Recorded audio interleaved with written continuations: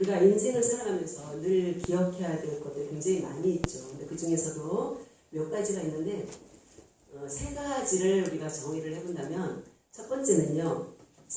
모든 사람은 자기가 지은 죄로 인해서 반드시 죽는다는 사실입니다. 두 번째는 그런데 그 죽음은 언제 올지 모르고 순서가 없다는 것입니다. 또 세 번째는 그리고 그 죽음 이후에는 천국과 지옥이 있다는 사실입니다. 첫사람 아담과 하와가 하나님의 말씀을 듣지 않고 사탄의 거짓말을 들음으로써 하나님과의 관계는 깨지고 죄인인 아담과 하와를 통해서 나온 모든 인류는 아담의 속성을 가지고 태어나기에 모든 사람이 죄인이고 반드시 죽게 되어 있습니다. 이것이 모든 인생이 가는 길입니다. 하나님은 죄 있는 인생들 모두 지옥에 가는 것을 막고 하나님과 새로운 관계를 맺어서 영생에 이르도록 하기 위해서 구약에서는 희생 제사를 통해서 만나 주실 것을 약속하시고 그렇게 하십니다. 그런데 이 모든 희생 제사나 또 하나님께서 함께 하시겠다고 우리한테 약속해 주신 성막이나 성전 그 하나하나는 그 당시를 중심으로 했을 때 장차 이 세상에 오실 예수님을 상징하는 예표적인 것들입니다. 그리고 시간이 지나서 때가 참에 그 예수님이 하나님이 2000년 전에 사람으로 오신 것입니다. 그래서 오늘은 예수님 탄생을 기뻐하며 기다리는 대강절 세 번째 주일입니다. 사람을 구원하시기 위해서 사람의 몸을 입고 오신 예수님께서는 공생의 기간 동안 자신이 누구인지 분명히 제자들한테 또한 무리들한테 유대인들한테 알려주셨습니다. 그리고 엄청난 많은 사역을 통해서 하신 일은 사람을 고치고 먹이고 살리고 그리고 결국 십자가에서 죽으시고 부활하시고 승천하셨습니다. 그 예수님은 이제 심판주로 다시 오실 재림의 왕이시고 우리의 주님이십니다. 예수님의 일하심은 항상 땅을 바라보면서 사는 우리들한테 하늘나라와 관련된 자, 즉 잠깐 살다가 없어지는 인생이 아닌 하나님과 사귈 수 있는 그런 사귐을 가질 수 있는 영생하는 자로 살게 하심이었습니다. 그래서 모든 사람들은 인생을 살아가면서 반드시 생명이신 예수님을 만나 영생하시는 예수님의 이름을 부르고 또 예수님의 말씀을 듣고 예수님을 믿고 예수님과 함께 살다가 이제 몸과 영혼이 분리되는 육신의 죽음이 올 때 당황하지 않고 몸은 흙으로 돌아가고 영혼은 천국으로 인도되어야 합니다. 그 영혼은 나중에 부활체를 입을 것입니다. 늙고 병들고 제한적인 육체는 흙으로 보내지게 될 것입니다. 우리가 믿는 유일하신 삼위일체 하나님께서는 영혼, 육으로 구성되어 있는 사람이 전인적 구원을 계획하시고 그분의 계획과 지혜대로 성경에 예언하신 대로 하나하나 이루어 가십니다. 그것을 위해서 예수님이 사람으로 오셔서 하늘나라를 말씀해 주시고 영생 얻는 방법을 알려주시고 십자가에서 죽으시고 부활하시고 승천하신 것입니다. 똑같은 말씀을 계속 반복되더라도 우리가 너무나 귀중한 말씀. 그래서 우리가 여기 오늘 보면은 새로운 신자는 거의 없잖아요. 근데 제가 몇 주 전부터 이제 오늘 설교를 이제 계획에 있어가지고 하는데 저를 딱 붙잡고 있는 말씀에서 제가 이제 떠나지가 않아서 우리가 너무나 잘 알고 있고 너무나 말 들었고 또 얼마 전에도 주일날 또 목사님께 선포하신 그 말씀인데 그 말씀을 가지고 오늘 말씀을 나누려고 합니다. 예수님이 주시는 영원한 생명이 있어야 천국에 갈 수 있기 때문입니다. 이 영원한 생명은 예수님의 말씀을 듣고 믿을 때만 살아납니다. 오늘 아까 우리가 같이 공독했던 요한복음 5장 25절입니다. 우리가 성경이 있는 분들은 같이 보시고 제가 같이 읽어드리도록 하겠습니다. 같이 보십니다. 진실로 진실로 너희에게 이르노니 죽은 자들이 하나님의 아들의 음성을 들을 때가 오나니 곧 이때라. 듣는 자는 살아나리라. 아멘. 우리가 살아가는 방법은 다른 게 아니라 하나님의 음성을 들을 때만이 우리가 살아가는 것입니다. 우리가 오늘 읽은 지금 말씀드렸던 그 말씀의 표현처럼 사람은 하나님의 아들이신 예수님의 음성을 들어야 산다는 것을 절대로 놓쳐서는 안 됩니다. 꼭 기억하시고 늘 우리가 하나님의 음성을 듣는데 뭐 초자연적으로 영화야 이런 때도 있어요. 그렇지만 우리한테 주신 글로 적혀 있고 또 그 말씀으로 해석해주고 이런 말씀들을 늘 우리가 각하면서 하는 말씀을 들어야 되는 것입니다. 왜냐하면은 예수님의 말씀이 생명의 양식이기 때문입니다. 그래서 반드시 그 말씀을 먹어야만 살아갈 수가 있습니다. 자, 오늘은 요한복음 5장 전체를 제가 좀 다루려고 하다가 전체 하려니까 시간이 이제 너무 없어서 하는데 일단 요한복음 5장을 하는 데까지만 간단하게 보도록 하겠습니다. 자, 요한복음 5장에는 우리가 예수님께서 어떻게 일을 하셨는지, 죽을 수밖에 없는 사람을 어떤 말씀을 주셨는지가 이제 나와 있는 거예요. 거기에 대표적인 선수가 38년 된 병자입니다.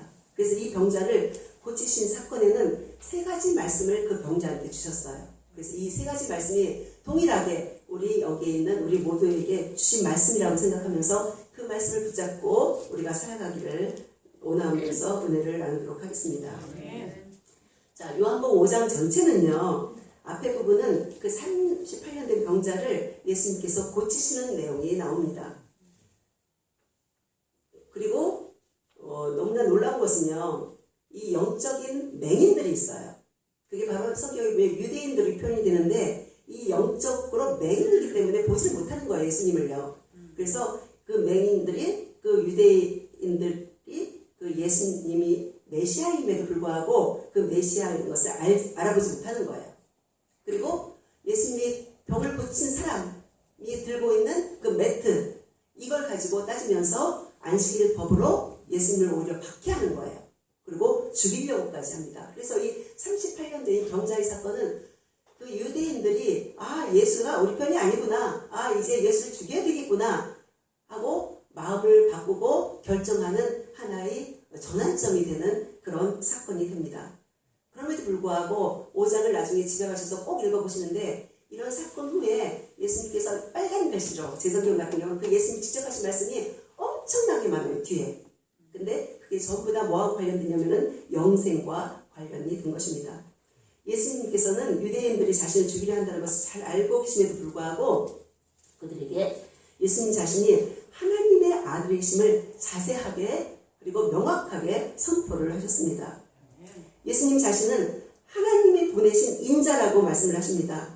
그래서 예수님을 말을 듣고 예수님을 또 이 세상에 보내신 하나님 아버지를 믿는 자는 영생을 얻었고 심판에 이르지 않는다고 선포하고 있습니다. 성경에 진실로 진실로 이렇게 표현이 되면은 꼭 우리가 외워야 되는 말씀들이에요. 예수님께서 말씀하실 때. 근데 이 5장에는 그런 말이 2절이 나와요. 그러니까 집에 가셔서 어디가 진실로 진실로가 2개가 있나 찾아보시고 꼭 외우시기를 바랍니다.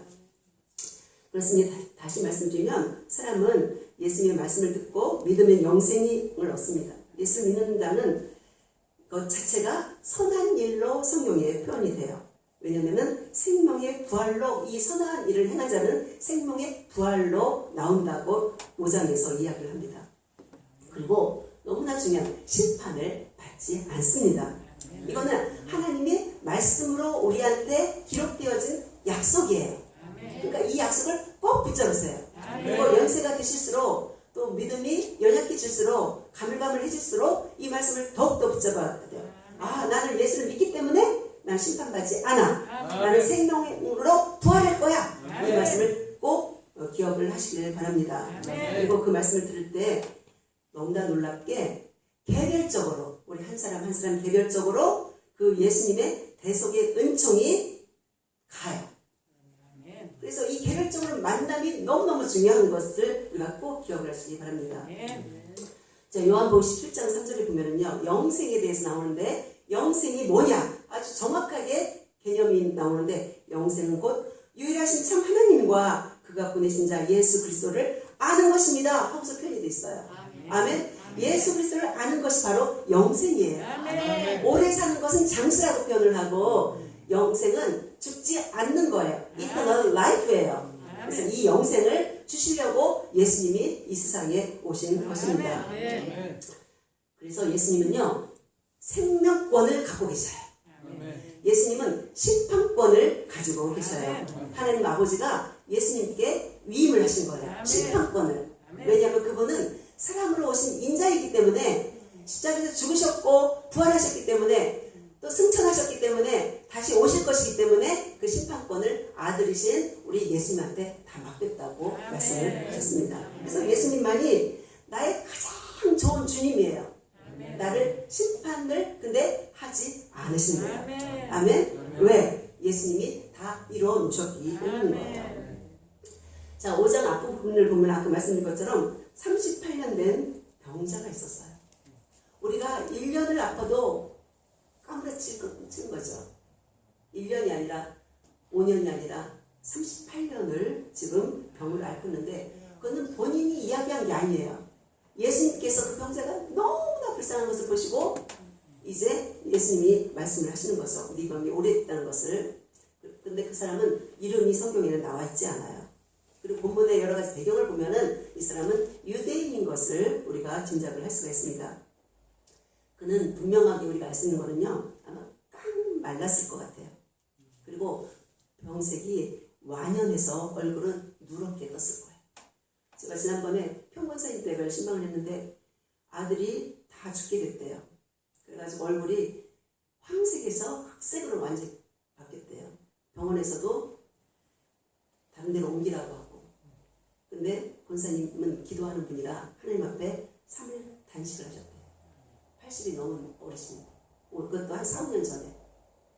근데 단식을 하고 나서 아들이 병색이 자꾸 변하면서 사라지셨대요. 얼마나 영광스러워요. 근데 지금도 하나님은 고치시는 거예요. 사람을. 그런데 이 베데스다 연못에 그런 사람이 한두 명이 아닐 거예요. 다 자리를 깔고 누워있는 거예요. 앉아 있을 수도 없는 힘이 너무나 없어요. 그래서 다 누워있는 거예요. 거기는 맹인이 있고 다리 저는 사람이 있고 혈기 마른 사람이 있고 그래서 그런 사람들이 병자들이 다 같이 그냥 누워있는 거예요. 근데 그들이 누워있는 그 이유는 단 하나. 언젠가 내 병든 몸이 누군가의 도움으로 연못이 동할 때 제일 먼저 들어가기만 하면은 나는 나을 거야. 이런 신화에 근거한 가짜 희망에 삶을 맡기고 누워있는 거예요. 4절에 한번 보시면요. 이는 천사가 가끔 못에 내려와 물을 움직이게 하는데 움직인 후에 먼저 들어가는 자는 어떤 병에 걸렸든지 낫게 되리라. 제가 처음에 성경을 볼 때는 이게 무슨 말이야 도대체 이해가 안 가는 거예요. 그런데 이것은 로마 신화에 있는 말이에요. 그리고 그 당시 사람들의 생각을 기록한 것이지 성경의 진리의 말씀이 아니에요. 그래서 어떤 성경에는요. 이 부분이 아예 빠진 부분도 있고 또 우리가 사용하는 개정 성경에는 대괄호로 이렇게 구분을 해놓은 것을 아마 보실 수가 있을 거예요. 자, 베데스다는 아람어로 자비의 집, 은혜의 집이라는 뜻을 가지고 있어요. 그래서 우리나라에서도 크리스찬들이 운영하는 많은 병원이나 요양원 간판에 베데스다가 굉장히 많아요. 그런데 베데스다는 우리가 상상하는 것처럼 자연적인 연못이 아니에요. 빗물을 가두는 물 저장소예요. 그러니까 여러 가지 학설이 있지만 그 중에서도 이제 제가 선택을 한 것은 자 BC 200년경에 마카비 시대에 축조한 것으로 알고 있습니다. 그래서 마카비 혁명으로 예루살렘을 탈환했어 이스라엘이요. 그리고 대규모로 하나님 앞에 희생 예배를 드려요. 희생을 예배를 드리려면은 짐승을 잡아야 되잖아요. 그러니까 물이 없는 거예요. 그래가지고 급수시설이 필요해가지고 성전 북쪽 골짜기의 경사를 이용해서 빗물을 모으도록 만들었다고 합니다. 양의 문이라는 말이 2절에 나오는데 양은 쉽이에요. 쉽. 희생제사 드릴 때 쓰는 양. 그 가까이에 양을 파는 시장이 있어서 이 못에서 희생 때 드릴 양들을 씻었다고 합니다. 그리고 그 후에 이제 헤롯이 성전을 크게 새로 짓는데 그 개축할 때 베데스다 못도 새롭게 단장을 했다고 합니다. 그때 행각 5개를 세우고 또 로마의 또 공주 목욕탕처럼 그곳을 만들었다고 합니다. 근데 또 하나 주목할 것은 미시나에 보면은 로마의 신을 위한 장소였다고도 표현이 됩니다. 아이들도 그렇고 이제 젊은 사람들은 로마 신화, 뭐 그리스 신화를 많이 읽는데 그 로마 신화에 나오는 아스클레피오스라는 신이 있어요. 근데 그 신은 약의 신, 의식의 신이에요. 그래서 현대까지도 지금도 우리나라 대한의사협회 마크나 세계적으로 유명한 많은 병원이나 제약회사 또 의학과 관련된 곳에는 그 한 마리 뱀이 감긴 지팡이, 즉 아스클레피오스 지팡이라고 하는데 그것을 그 지팡이가 의학의 상징이 그림, 의학을 상징하는 것으로 그들이 알기 때문에 그런 그림을 그곳에 사용하고 있어요. 이것을 길게 말씀드리는 이유는 뭐냐면은 예수님 당시 많은 사람들, 특히 병든 사람들에게 베데스다는 하나님을 만나는 장소가 아니었어요. 그래서 그들은 그냥 전승에 내려오는 것처럼 아스클레피오스 신이 병을 고쳐준다고 믿고 있기 때문에 그냥 한량없이 거기서 누워서 이제 기다리고 있는 것입니다. 베데스다는 죽음의 그림자로 꽉 찬 암울한 곳이에요. 참된 소망이 또 빛, 생명의 빛이 전혀 없는 그런 장소입니다. 그런 곳에 38년 된 병자가 누워있어요. 무언가를 기다리며 이 병자는 누워있는 것 외에는 아무것도 할 수 없어요. 설교의 황제라고 하는 스펄전 목사님은 이것을 수용소라고 표현을 했어요. 병자들의 수용소, 인간의 수용소. 그러니까 우리가 살고 있는 이 세상이 하나님을 알지 못하면 똑같이 이 베데스다 연못과 같은 곳이에요. 가정도 하나님을 알지 못하면 베데스다 연못가에 있는 누워있는 환자들이에요. 제가 이 38년 된 환자, 이 병자를 그렇게 성경을 여러 번 보고 영생과 관련돼서 여러 번 읽고 막 갈급하면서 봤는데 한 번도 이게 나의 모습이구나를 생각해 본 적이 없었어요.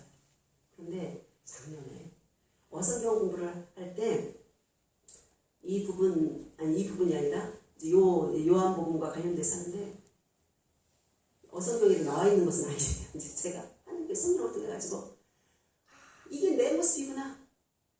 아무것도 할 수 없는 하나님을 진정으로 만나지 못했을 때의 바로 나의 모습이구나. 그러니까 모든 사람의 모습이 바로 베데스다 연못가에 누워있는 38년 된 병자의 모습입니다. 우리가 살아가면서 한 번이라도 이게 바로 나구나. 성경에 나와 있는 수없이 많은 병자들, 수없이 많은 죄인들, 이 문제와 나 자신을 우리가 결부시키면은 거기에 생명이 비치신 예수님이 찾아오게 되십니다. 이런 참불한 그곳에 예수님이 찾아가십니다. 가장 어두운 데 있는 사람들을 찾아서 생명의 빛을 주어서 구원하시기 위해서였습니다. 어떤 말씀으로 38년 된 병자를 살렸는지 한번 살펴보고 우리 모두가 살아나기를 원합니다. 아멘. 우리가 이미 예수를 믿고 있음에도 불구하고 우리는 너무나도 예수님하고 상관없는 삶을 너무나 많이 살고 있고 동떨어져서 예수님과 겉도는 삶을 너무 많이 살 수가 있기 때문에 이 말씀이 성경에 있는 말씀을 통해서 우리가 치유함 받기를 이 시간 선포합니다. 아멘. 첫 번째 말씀입니다. 환자한테 예수님이 내가 낫고자 하느냐 하고 질문했어요. 자, 이 말씀이 여러분한테 지금 하나님이 주시는 말씀입니다. 여러분 한 사람 한 사람 모두에게 말씀을 합니다. 낫기를 원하십니까? 아멘. 자, 몸이 지나치게 많이 아프면 마음도 생활도 다 무너져요.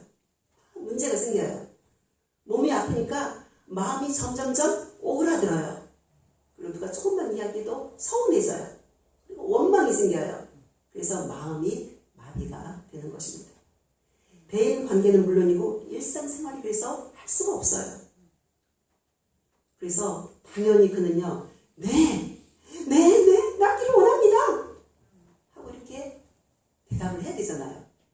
그런데 하나님 감사해요. 제가 낫기 원합니다. 이래야 되는데 그렇지 없어요. 자기가 병자로 지금 누워있고 엉뚱한 것에 지금 소망을 두고 누워있음에도 불구하고 병을 고치고자 하는 의지까지도 마비되어 버렸습니다. 이것을 보면 우리도 교회에 습관적으로 나오고 영혼이 치유되는 것을 진심으로 바라지 않는 그런 의외로 많이 있어요. 우리가 매주일 교회에 나와요. 아, 안식일을 지키라고 했으니까 그 말씀에 의지해서 나옵니까? 아니면 하나님 오늘도 생명의 말씀이신 예수님 말씀을 듣고 새 영혼이 고침받기를 원합니다. 제가 세워지기를 원합니다. 그런 말씀, 그런 마음으로 나오게 되십니까? 당신은 기꺼이 영적으로 건강해지고 더러운 죄의 질병을 토해내고 영적인 과정을 경험하여 성숙한 건강한 인격이 회복되도록 하나님 앞에 구하시겠습니까? 아멘. 우리는 본래부터 완전히 유죄 판결을 받아서 죽을 죄인들입니다. 우리의 죄를 대신하여 처형당하신 예수 그리스도의 완성된 일을 믿어야 됩니다. 그분을 의지해야 됩니다. 혹시 우리들은 천국에서의 삶보다 이 세상에서의 삶을 더 좋아하지 않으십니까? 그리스도께 완전히 복종하고 영원히 그의 안에 거하는 영광과 기쁨과 이 세상에서의 부귀와 그런 기쁨보다 이 세상에서의 부귀, 환락, 자기의 교만, 또 덧없는 이 세상의 그 방자함, 그것을 더 좋아하십니까? 죽기 직전에 후회함으로 가득 차서 껄껄껄 하시겠습니까? 제가 미국에 있을 때 저희 담임 목사님께서 연세가 좀 많이 드셨어요. 그래서 사람들이 아프든지 어떤 또 돌아가시든지 하면은 제일 먼저 이제 가시는 그런 목사님이셨는데, 이제 목사님하고 저하고 있을 때 그 배를 방문했을 때 그 말씀을 해주시는 거예요. 아픈 사람들, 병원에 있는 사람들을 찾아가면은 붙잡고 목사님한테 제일 먼저 하는 말이 그거예요. 목사님, 제가 낫기만 하면 교회 열심히 다닐게요. 제가 낫기만 하면 신앙생활 잘할게요. 제가 낫기만 하면 봉사 잘할게요. 목사님 손을 붙잡고 오신다는 거예요. 근데 우리는 그런 습관을 가지고 있어요. 형편이 안 좋아지든지 아프든지 뭐가 되면은 그렇게 할걸, 그렇게 할걸, 그렇게 할걸. 이건 죽음의 소리예요. 우리는 예수님을 일찍 만난 사람들은요, 평생을 주님과 생명력 있는 삶을 살아서 정말 언제 찾아올지 죽음 앞에 하나님 감사합니다. 드디어 나를 천국으로 인도하실 때가 왔군요. 기쁨으로 천국으로 입성하는 우리 모두가 되기를 원합니다. 아멘. 그 자리에서 껄껄 충성할 걸, 예수를 잘 믿을 걸, 그 자리에서 돈 많이 벌을 걸, 이런 생각하는 사람 하나도 없어요. 그 자리에서 세상 내가 좀 더 높은 지에 갔으면 좋았을 걸, 한 명도 없어요. 너무나 정직한 거예요. 죽음 앞에는 하나님과의 관계만 거기에 유효하고 살아있기 때문에 그 관계를 가지고 만족하면서 하나님 앞에 가든지 껄껄껄 하면서 어떤 경우에는 지옥으로 갈 수밖에 없을 때도 있다는 것을 꼭 기억을 하시기 바랍니다. 영적으로 부패한 사람은 천국에 절대로 들어갈 수 없어요. 지성소에 서 있을 수가 없는 거예요. 하나님이 완전하시기 때문에. 그래서 우리 모두는 영혼의 치유함이 필요합니다. 여러분 낫고자 하십니까? 자, 38년 된 병자는 엉뚱한 대답을 해요. 주여, 물이 움직일 때 나를 못에 넣어준 사람이 없어. 내가 가는 동안에 다른 사람이 먼저 내려갑니다. 38년 된 환자처럼 동문서답하지 마시고 네, 제가 낫기를 원합니다 하고 대답하시기를 원합니다. 아멘. 자, 두 번째 말씀이에요. 두 번째는 일어나 내 자리를 들고 걸어가라. 한번 우리 같이 해볼까? 시작. 일어나 내 자리를 들고 걸어가라. 예수님이 하신 말씀이에요. 주님이 그렇게 명령을 하신 거예요. 명령으로 치유하시는 복음의 은사가 그 환자한테 전달됐어요. 아멘. 그러자 그 사람이 곧 나아서 자리를 들고 걸어갔어요. 아멘. 들고 가라 하니까 들까 말까 정말이 사신가? 저 사람 도대체 누구야? 하지 않았어요. 예수님의 말씀에 권위가 있고 능력이 있고 힘이 있어가지고 그 말씀으로 명령이 떨어지니까 이 환자가 즉시 들고 걸어갔습니다. 구절을. 자, 일반적으로 사람들은요, 내 형편이 좀 좋아지기를 막연히 기다려요. 꿈과 환상 혹은 이적이나 기적 같은 것들이 일어나기를 막연히 기다리고 살기도 해요. 또는 누군가 억지로 나를 하나님 앞으로 인도해 주기도를 원하고 기다리면서 소생되기를 간절히 기대하는 경우도 있어요. 또 어떤 경우에는 사람들을 원망하고 사는 경우가 비일비재하게 됩니다. 자, 38년 된 환자, 또 그 주변 사람들, 눈이 떠지라고 쳐다보는 한 곳이 있어요. 어딜까요? 물이겠죠. 물을 바라보고 있는 거예요. 그리고 거기에서 나타나신, 제가 조는 사람 제일 싫어한다고 했죠. 주님, 조는 사람 한 사람도 없고 생명말씀 듣게 하옵소서. 아멘. 누구도 거기에 가신 예수님을 바라보는 사람이 없는 거예요. 예수님을 의지하는 사람이 없는 거예요. 그리고 아무도 하나님이 옆에 계시는데 아무것도 요구하는 사람이 아무도 없는 거예요. 그리고 그냥 내몰라라고 연못에 있는 물만 쳐다보고 있는 거예요. 언제 움직일까 하고 쳐다보고. 우리는 무엇을 바라보고 있죠? 곰곰이 한번 자기 자신을 생각해 보세요. 나는 지금 무엇을 바라보고 사나? 매일 일상 가운데 나는 무엇을 바라보고 사나? 제일 먼저 떠오르는 그 단어가 여러분이 바라보고 있는 거예요. 하나님을 의지하지 않냐고 연못을 의지하는 베데스다 환자처럼 우리는 예수님을 바라보지 않고 살면 죽을 수밖에 없는 거예요. 자, 예수님을 바라보고 신뢰하는 자는 누구든지, 나를 대신해서 속죄물이 되어주신 그리스도를 영접하는 자는 누구든지 구원을 받는 거예요. 아멘. 그래서 오늘 우리가 그의 음성을 듣는다면 그 은혜를 받을 거예요.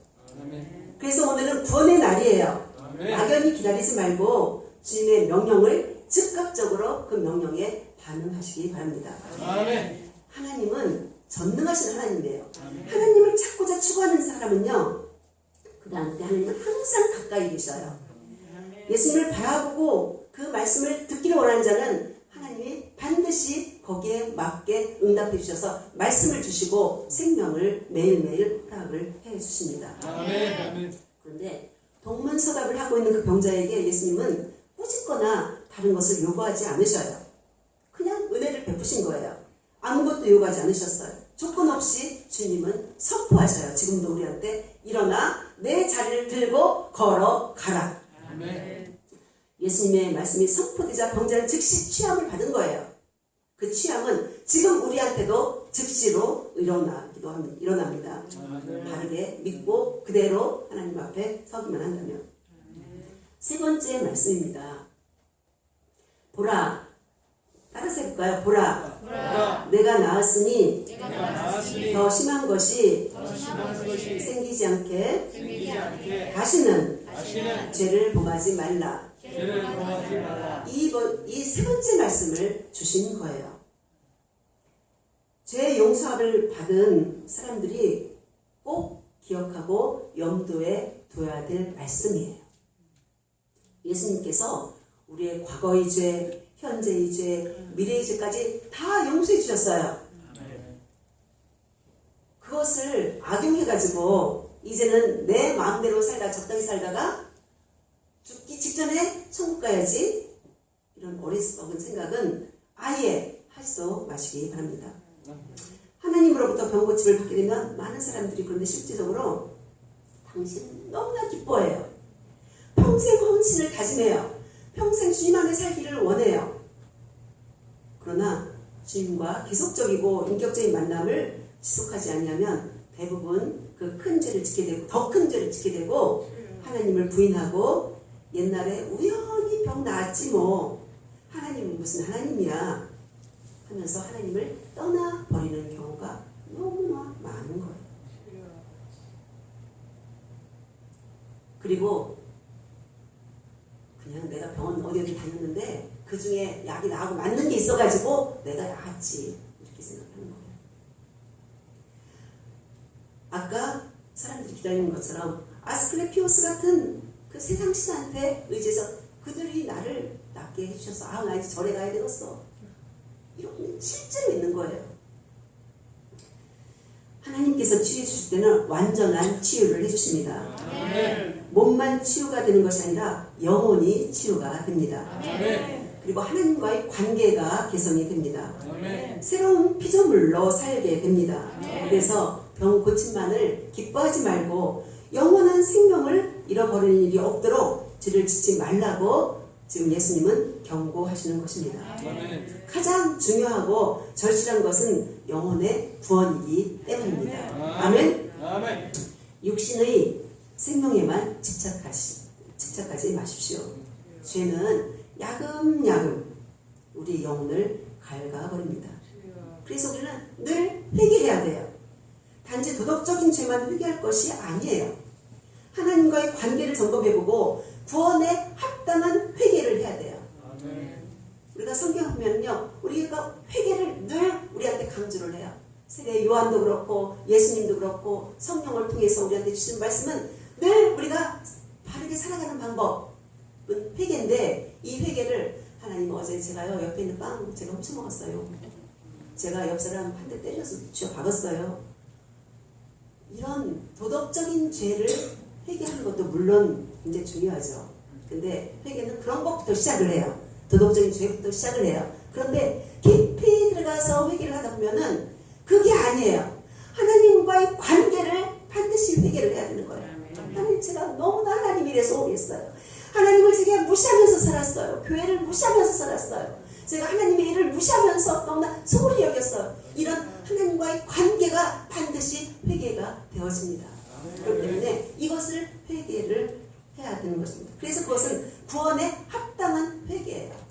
이것이 없으면 그냥 마당만 밟고 그냥 교회를 다니는 것뿐이에요.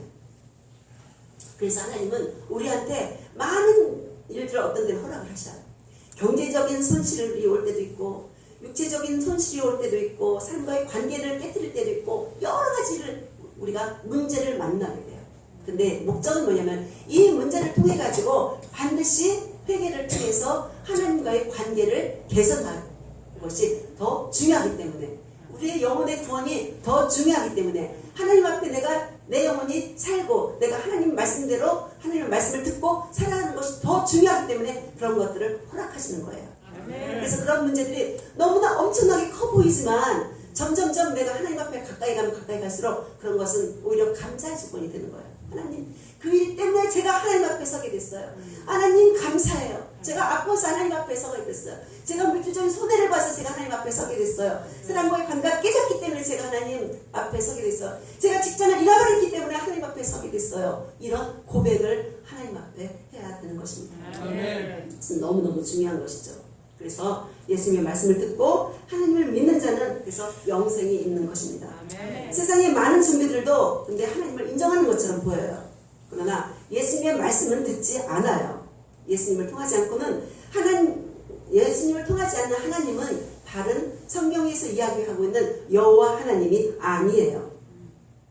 그래서 우리가 참 하나님을 믿는 것, 삼위일체 하나님을 믿는 것이 너무 중요합니다. 그래서 세상에서는요, 하나님이라는 이름을 가지고 자기가 하나님을 잘 믿고 있다고 착각하는 사람이 너무 많아요. 전도를 하다 보면은 하나님 믿는데요. 그래서 반가워가지고 그래요 형제님이시군요 하다 보면은 여호와 믿지요? 여호와 증인이야. 뭐 하나님 믿죠? 어머니 하나님이라고 얘기하고 수렁토리예요. 다 거짓이에요. 오직 구약 때부터 창조 때부터 하나님이 계속해서 교회 가운데 하나님이 말씀하신 그 분이 2000년 전에 오신 예수님은 딱 한 번 오신 걸로 끝나요. 인자는 딱 한 명이에요. 더 이상 그분이 승천하시고 하늘로 승천하시고 성령님 일상에 보내셨지 어느 누구도 가짜, 다 가짜지 하나님은 없어요. 내가 재림 예수다 다 거짓말이에요. 절대로 속으면 안 돼요. 이만희 자기가 성령이라고 속으면 안 돼요. 거짓이에요. 거기 따라가다가는 지옥 중에서도 가장 극악한 불에 들어가가지고 평생 고통을 당하면서 살 수밖에 없는 거예요. 순 엉터리기 때문에 이 하나님을 흉내내려고 어머니 하나님도 나오고 신천지도 나오고 통일교도 나오고 제칠안식교도 나오고 이런 거 다 엉터리라는 걸 꼭 기억을 하시기 바랍니다. 사람들을 더 깊은 어둠 속으로 끌고 가는 것들이에요. 자, 예수님은 하나님 아버지께서 비참한 인생을 살다 음부에 떨어질 수밖에 없는 사람을 구원해서 영생의 삶을 살게 하기 위해서 이 세상에 보내신 유일하신 하나님이에요. 그래서 모든 인류는 예수님의 음성을 듣고 순종해야만 영생의 삶을 살 수 있습니다.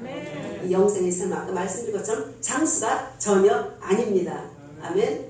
969세를 살아 무드셀라. 와, 꿈의 나이잖아요. 저는 영생 필요 없고 969세만 살았으면 좋겠어요 하는 사람 많을걸요? 하나님, 저는 영생 필요 없고 120살만 살아도 좋겠어요 하는 사람 많을 거예요. 지나가보면 천년이 순식간이에요. 그렇기 때문에 지금은 그게 엄청 기는 것 같지만 하나님 앞에 천년이 하루 같고 하루가 천년 같은 것이 하나님 나라예요. 그렇기 때문에 오래 사는 969세 무드살레를 바라지 마시고 예수님을 알므로 같이 영생에 거하기를 원합니다. 성경은 예수님을 증언하는 책이에요. 그래서 5장 39절을 보면 너희가 성경에서 영생을 얻는 줄 생각하고 성경을 연구하거니와 이 성경이 곧 내게 대하여 증언하는 것이니라. 아멘. 예수님을 창세기부터 계시까지 계속 증언하는 것이 성경책이에요. 그래서 성경 읽을 때마다 여기에 초점을 두고서 성경을 보시면 돼요. 왜? 너 옛날 이스라엘 갖고 나 무슨 상관이 있어? 하면 안 되는 거예요. 나를 구원하기 위해서 주신 말씀이에요. 아멘. 그래서 우리가 몸부림치면서 그래서 하나님을 가까이 하려고 하지 않는다면 죄의 지배를 받게 돼요. 죄는 하나님을 잊게 해요. 하나님 앞에 나오지 못하게 해요. 어둠에 나를 가둬버려요. 예수님만이 길이요 진리요 생명이에요. 그래서 마지막 때가 가까울수록 우리가 코로나 때문에 너무나 움츠릴 수가 있고 너무나 어둠 속에 갇힐 수가 있고 내 스스로도 하나님 말씀에 생명의 말씀을 듣는 것보다 세상 사람들이 하는 말에 미혹돼가지고 그 중심으로 거기에 기준을 둬서 죽어가는 사람이 너무나 많은 거예요. 지금요. 그래서 마지막 때가 가까울수록 예수를 잘 믿는 것이 너무나 기준이에요. 아까 성철호 장로님 우리가 기도한 것처럼 내년이라고 우리는 아무도 가짜 희망을 사람들한테 막 얘기를 해요. 내년은 괜찮아질 거야. 괜찮아질 거야. 근데 몰라요. 아무도요. 모든 것은 하나님 손 안에 있어요. 하나님이 주권자예요. 근데 형편이 나아지든지 형편이 더 안 좋아지든지 우리는 예수 그리스도를 하나님으로 믿기 때문에 상관이 없게 살아야 되는 거예요. 갈멜산에서 엘리야의 기도를 들으시고 불로 응답하신 살아계신 여호와 하나님, 그분이 이 세상에 보내신 예수 그리스도가 참 하나님이신 것을 믿어야 합니다. 그래서 우리한테 그래야 영생이 있는 거예요. 예수님의 말씀을 매일 읽으면서 그리고 말씀을 들으면서 주님의 음성을 들으시기 바랍니다. 우리가 매일 영혼이 새롭게 되고 매일매일 살아나게 될 것입니다. 보라, 내가 나았으니 더 심한 것이 생기지 않게 다시는 죄를 범하지 말라. 아멘입니까? 아멘입니다. 오늘 집에 가셔서 일주일 동안 이 요한복음 5장을 읽으시면서 하나님과 깊은 교제 가운데 영혼이 살아나는 것을 경험하며 하나님 말씀에 붙들려 살기를 제가 기도할 거예요. 매일매일요. 그렇게 되시기를 축원합니다. 잠깐 기도하십니다. 예수님, 38년 된 병자처럼 하나님을 알지도 못하고 죄에 갇혀 누워만 있던 우리를 찾아오셔서 내가 낫고자 하느냐 물으시며 우리를 구원해 주시며 감사드립니다. 예수님이 누구인지도 몰랐고 죄는 도덕적인 죄밖에 알지 못해서 어두움에 죽음에 갇혀 사망의 그늘에서 울며 힘없이 누워있던 저희를 찾아오셔서 말씀을 들을 수 있는 귀를 열어주시고 생명의 빛을 주시고 영생을 주시는 예수님을 만나게 해주시며 진심으로 감사드립니다.